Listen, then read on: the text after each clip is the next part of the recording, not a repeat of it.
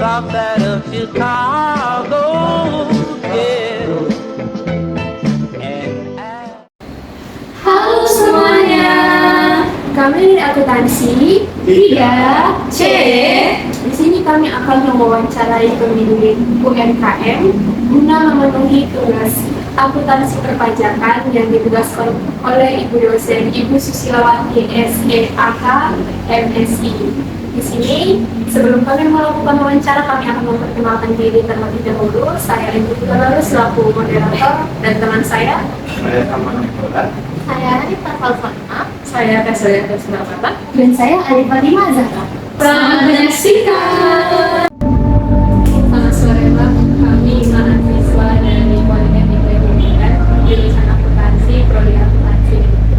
Sebelumnya terima kasih karena sudah meluangkan waktu yang tepat buat kami datang ke sini untuk mewawancarai Abang guna memenuhi tugas akuntansi perpajakan.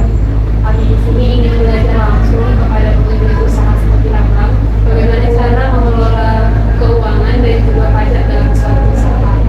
Dan kami melakukan wawancara tidak lama, hanya sekitar 5 sampai 10 menit.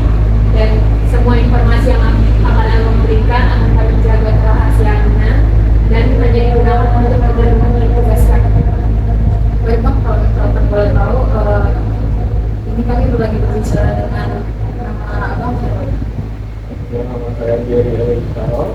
Kebetulan saya juga alumni Polmed, ya akuntansi juga sama lah ya. Betulnya anak Giu. Oke Bang, di sini saya akan menanyakan program usaha. Yang pertama itu nama usaha Abang ini apa ya Bang? Kemudian untuk alamat lengkap berlokasi di mana Bang? Untuk nama usaha kita ada Melipir dan Mewangi. Nah untuk alamatnya itu kita ada kalau itu di Cepadang, sama di Jalan Darussalam. Saat ini kita cuma ada 2. Usaha ini didirikan dan dimiliki oleh siapa? Apakah Bang sedang berbicara bersama Bang? Kebetulan untuk usaha ini saya didirikan langsung sama teman saya dan abang saya Giunya. Jadi untuk founder itu sebenarnya ada 3, cuman lambat laun saya punya waktu satu ini pergi, karena terpaksa harus kerja jauh segala macam, jadi dia memilih untuk udahlah untuk kerja dulu usaha lagi gitu. Sudah berapa lama Abang mendirikan usaha ini? Kalau misalnya untuk lama usaha berjalan udah dari 2020 tepatnya itu di Januari tanggal 14 2020 sebelum COVID ya, 2020 COVID 2002 masih berjalan sampai sekarang. Kemudian produk apa yang menjadi andalan atau paling banyak dari pelanggan? Kalau dari produk sendiri kita berspesialisasi, kita memperkecil ruang lingkupnya gitu, kayak kita mau spesialisasi itu ada librio juga gitu buat bakar. Jadi itu berawal dari hobi bapak-bapak ya. Hobi bapak-bapak itu kan suka bakar-bakar. Mau itu bakar sampah, bakar ayam, yang penting bakar-bakar. Nah, jadi pada dasarnya karena hobi bapak-bapak ini tadi, jadi ketemulah satu resep. Kok bisa nih dijual gitu kan. Dan saya berjalan waktu kayak karena dari percaya sama produknya gitu, jadi bisa nih kita spesialisasi aja di ayam bakar. Jadi setiap kali orang makan ayam bakar gitu, orang ingat ayam bakar Mulkir gitu. Nah dan akhir-akhir ini tahun terakhir kita juga lagi ada develop untuk produk ini kita. Nah itu Mewangi yang tadi lawannya tersebut. Untuk saran harganya Bang, mulai dari berapa sampai? Kalau saran harga kita sama semua di 25.000 yang mana harusnya nggak terlalu tinggi dan nggak terlalu murah juga, tapi ya tetap terjangkau lah sama semua kalangan gitu. Biasanya Bang, ini memang dari segi Abang ke sini itu rata-rata kuliah atau kantor? Kalau misalnya pelanggan aku nggak bisa kategorikan langsung ke itu ya itu karena untuk sekarang kan kita ada beberapa sekarang kita ada beberapa satu kita itu berjualan di lingkungan anak kuliah. Nah jadi bisa dibilang mayoritas pembeli kita itu kalau di 50% adalah anak kuliah. Sisanya itu 0% yang pelanggan kita selama 5 tahun tuh repeat order terus. Nah Itu untuk Indonesia Padang. Tapi kalau misalnya yang untuk Darussalam yang di sini itu itu bisa dibilang orang kantoran. Jadi orang-orang pulang kantor gitu yang capek pengen itu nongkrong sama teman-temannya gitu kan. Nah bisa di sini semua tuh nongkrong, nanti kalau misalnya dari jam 5 sampai jam 9 gitu. Nah, jadi ya itu sama kalau misalnya sini kan daerah anak kos ya. Banyak tuh anak kos juga.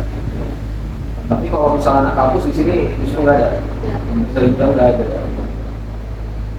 Jadi Bang, kami ingin bertanya sedikit mengenai proses pencatatan keuangan sehari-hari ini. Apakah setiap transaksi penjualan dan pembelian di sini selalu dicatat? Ya, Kalau untuk pencatatan kita udah ada sistem kalau dan bisa dibilang gimana ya, udah autopilot sih sebenarnya kan. Kalau misalnya dari segi belanja, dari segi supply, kita semua udah ada komen kayak misalnya mau belanja, mau supply kita, ya kan, baru ada juga mau cash, segala macam gimana nanti ini kita rekap seminggu sekali atau paling lama itu sebulan sekali. Nah, jadi sebenarnya pencatatan itu dilakukan ya setiap hari gitu, tapi untuk rekapitulasi itu kita nggak lakukan setiap hari gitu. Paling cross check aja lah untuk kalau sudah masuk ada maksudnya. berdasarkan ada nih pelanggan yang membayar nih, apakah pembayaran tersebut dilakukan melalui BKS? Ya berarti melalui nasional seperti kali kris. Kalau untuk pembayaran sekarang kita beragam gitu. Misalnya gampang kan kita berbeda. Kalau misalnya misalkan itu kita ada juga bisa cash juga, atau semua misalnya di sini tuh kita hanya terima cash dan kris gitu kan. Cuman ya bisa dibilang beragam lah, tergantung. Kalau misalnya ya perekonomian bagus, ya kan, yang dijual tadi cuma di BNI atau orang nyimpan uang kan banyak yang pakai kris. Kalau misalnya uang beredar banyak, ya udah pakai cash semua gitu. Seperti Pak, pada saat membeli bahan baku dari masuk, apakah pembayaran tersebut harus lunas dibayar atau dia bisa kembali dari? Nah kalau misalnya untuk pembayaran bahan baku, so far sekarang kita udah dapat kas dari supplier juga kan. Jadi untuk pembayaran itu pada awalnya dulu kita enggak, karena orang pasti nilainya ya baru mulai kan, belum ada, belum established gitu kan, belum ada di sini, belum ada orang juga belum bisa lihat di mana usaha, dan pasti orang-orang ya ragu juga kan ngasih kayak misalnya bayar termin sekian gitu. Nah tapi sering berjalan waktu sekarang kita udah bisa. Nah, jadi kita bayar itu tertanggal 15 dan tertanggal 30. Ya, sekarang kami mau bertanya mengenai pajaknya ini Pak. Mungkin ini bakal sedikit rumit, tapi kami cuma mau tahu pemahaman dasarnya kan. Untuk legalitas usaha sendiri, apakah usaha abang ini udah terdaftar dan memiliki NPWP atau sama usahanya? Kalau misalnya itu kita udah terdaftar, kita lengkap semua kan. Jadi dari NPWP juga ada, dari kayak surat izin juga udah ada. Pastinya kalau misalnya udah skala bisnisnya mulai berawal ya, itu udah pasti lengkap lah. Kebutuhan minyak gede. Kalau abang sendiri nih, abang punya NPWP nggak? Punya. Dan mengenai karyawan, karena kami lihat di sini ada beberapa yang membantu, apakah para karyawan di sini itu masing-masing punya NPWP pribadi, Pak?